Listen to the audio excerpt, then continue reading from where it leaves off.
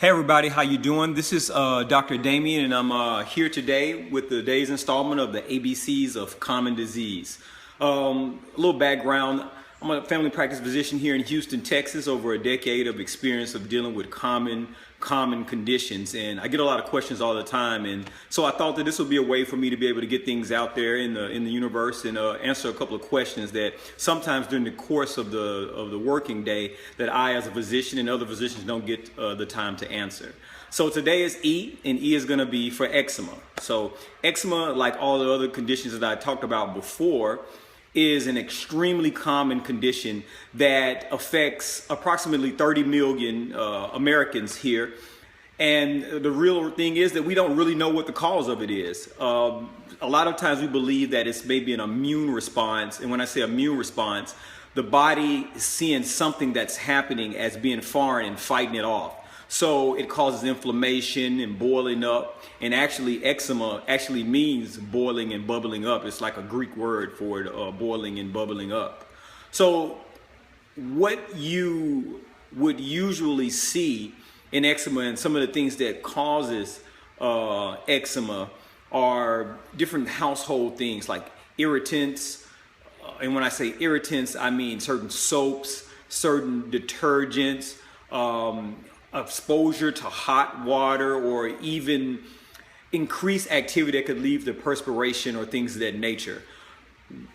Mites, different bugs, pets. There's so many different type of things. Even hormonal changes can cause eczema flare-ups.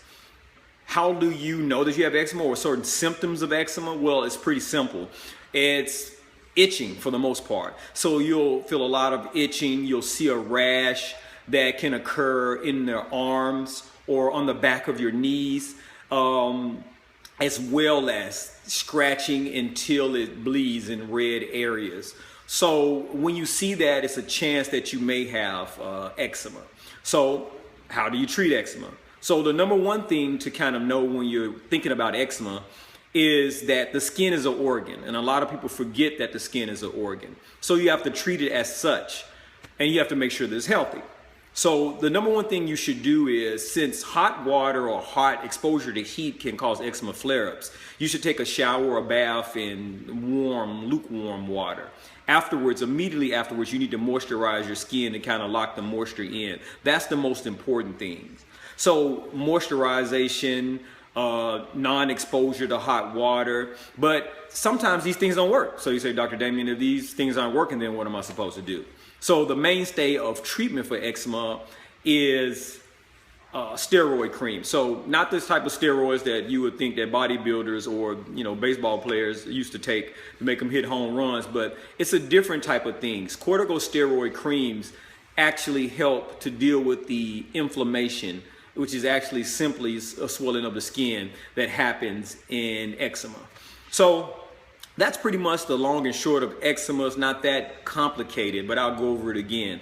So to kind of wrap it up, eczema affects like 30 million people in the United States.